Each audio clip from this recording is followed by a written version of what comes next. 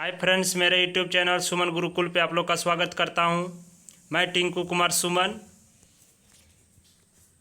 आज मैंने राष्ट्रपति से संबंधित प्रश्न लेकर आए जो सारे एग्जाम में पूछे जाता है। तो पहला प्रश्न है स्क्रीन पे, भारत का उपराष्ट्रपति होता है।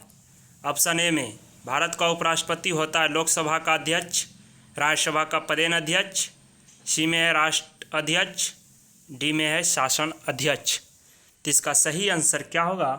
तो इसका सही आंसर भारत का उपराष्ट्रपति होता है। भारत का उपराष्ट्रपति कौन होता है? तो भारत का उपराष्ट्रपति होता है राज्यसभा का पदेन अध्यक्ष। तो इसका सही आंसर क्या होगा? बी, राज्यसभा का पदेन अध्यक्ष। उपराष्ट्रपति जो होता है वो राज्यसभा का अध्यक्ष भी होता है, राज्यसभा का अध्यक्ष भी होता है। इस वर्तमान में अगर पूछा जाए कि वर्तमान में उपराष्ट्रपति कौन है, वर्तमान में उपराष्ट्रपति कौन है, तो जगदीप धनखड़। जगदीप धनखड़ जो है वर्तमान में भारत के उपराष्ट्रपति। अगला प्रश्न है, भारत के राष्ट्रपति पर महाभियोग की विधि अपनाई गई है। तो महाभियोग की जो प्रक्रिया है, इम्पीचमेंट जो होता है, वो कहाँ से लाया गया? यूएसए से, यूके से, यूएसएआर से, फ्रांस से। तो इसका सही आंसर क्या होगा? सही आंसर यूएसए से। इसका सही आंसर क्या होगा? यूएसए। सही आंसर यूएसए से। महाभियोग की प्रक्रिया अगर पूछा जाए किस आर्टिकल में है, आर्टिकल यानी कि अनुच्छेद में है, तो अनुच्छेद जो है अनुच्छेद 61 में है। महाभियोग की प्रक्रिया के बारे में वर्णन है। महाभियोग की प्रक्रिया राष्ट्रपति के द्वारा अगर हटाया जाएगा तो महाभियोग की ही प्रक्रिया द्वारा हटाया जाता है, एकमात्र तरीका है। तो सही आंसर क्या होगा? यूएसए से। अगला प्रश्न आपके स्क्रीन पर भारत का पहला अराजनीतिक राष्ट्रपति कौन था? अराजनीतिक मतलब राजनीतिक से उनका कोई नाता नहीं था। राष्ट्रपति कौन ऐसा था जो अराजनीतिक था? तो ए में doctor Zakir Hussain, doctor APJ Abdul Kalam, C में डॉक्टर राधाकृष्णन, डी में राजेंद्र प्रसाद। तो इसका सही आंसर होगा अराजनीतिक राष्ट्रपति डॉक्टर एपीजे अब्दुल कलाम। डॉक्टर एपीजे अब्दुल कलाम जी थे, जिसे मिसाइल मैन भी कहा जाता है। जो 2002 से इनका कार्यकाल कितना से रहा? तो 2002 से 2007 तक, 2002 से 2007 तक इनका कार्यकाल रहा। इन्हें मिसाइल मैन के नाम से भी जाना जाता है। अगर इसका और नाम पूछा जाए तो आम जन का राष्ट्रपति, आम जन का राष्ट्रपति, आम जन का अगर राष्ट्रपति पूछा जाए, या पीपुल्स प्रेसिडेंट थे, यानी कि जनता के राष्ट्रपति थे। जनता के राष्ट्रपति पूछा जाए तो डॉक्टर एपीजे अब्दुल कलाम, मिसाइल मैन। अगला प्रश्न आपके स्क्रीन पे, निम्नलिखित में से कौन राष्ट्रपति के चुनाव में हिस्सा नहीं लेते हैं? राष्ट्रपति के चुनाव में हिस्सा कौन नहीं लेते हैं?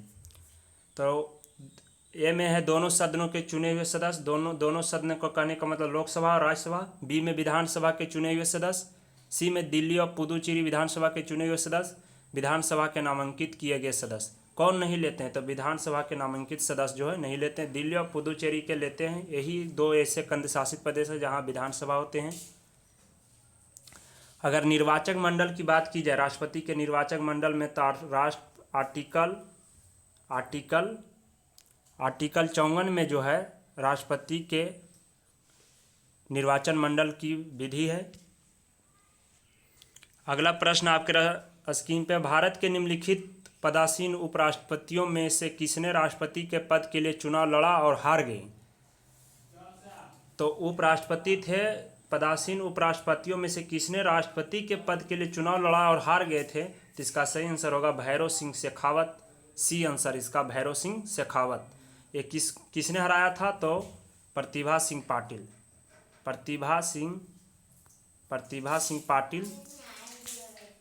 सिंह पाटिल जो 2007 से 2012 तक रहे थे।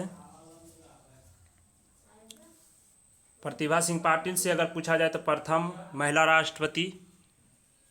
अगला प्रश्न आपके स्क्रीन पर, निम्नलिखित में से वह व्यक्ति कौन था जिसे भारत के राष्ट्रपति के रूप में निर्विरोध चुना गया था?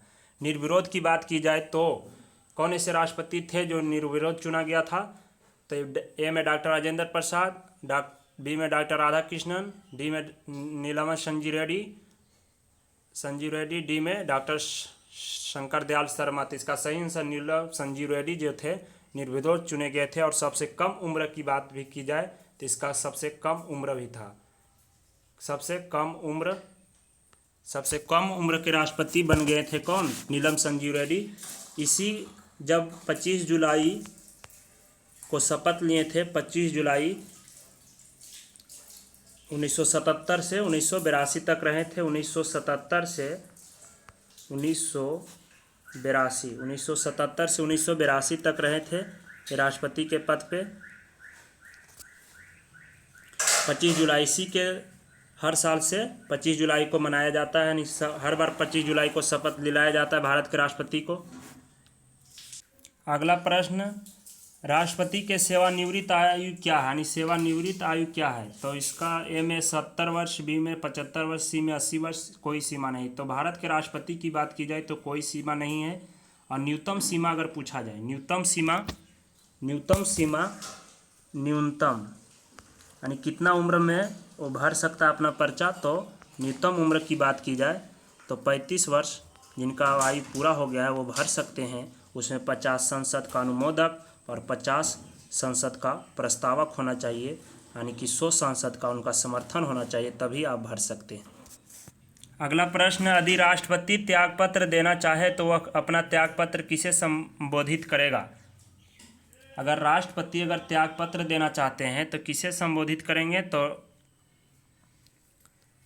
भारत के पहला ए में ऑप्शन है भारत के मुख्य न्यायाधीश को, बी में लोकसभा के सचिव को, सी में उपराष्ट्रपति को, डी में प्रधानमंत्री को।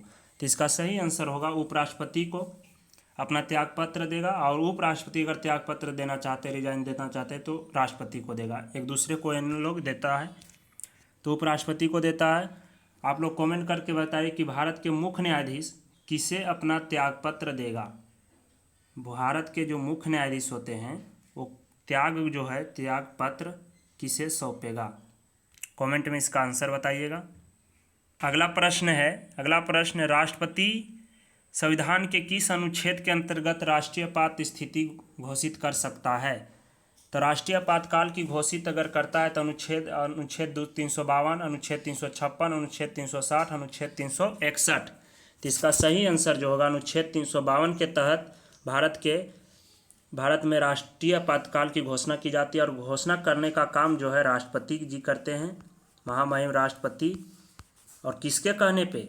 तो मंत्रिपरिषद के कहने पे ये करते हैं। अगर पूछा जाए वित्तीय आपातकाल की घोषणा तो 360 के तहत, वित्तीय आपातकाल की घोषणा 360 के तहत। अभी तक एक बार भी वित्तीय आपातकाल भारत में नहीं लगा है। अभी तक अगर राष्ट्रीय आपात की घोषणा की जाए, राष्ट्रीय आपातकाल की, तो 3 बार। कितने बार? 3 बार लग चुका है। कब? 1962, 1971 और 1975। अगला प्रश्न, किस वर्ष में भारत के राष्ट्रपति ने आंतरिक व्यवस्था के कारण आपात स्थिति लागू की थी? तो आंतरिक व्यवस्था के आपात में लागू की थी कब? 1962, 1965, 1971, 1975। तो इसका सही आंसर 1975 होगा। आंतरिक व्यवस्था के रूप में किए थे। और ये करने वाले थे, अगर राष्ट्रपति की बात की जाए तो 1975 में फखरुद्दीन अली अहमद।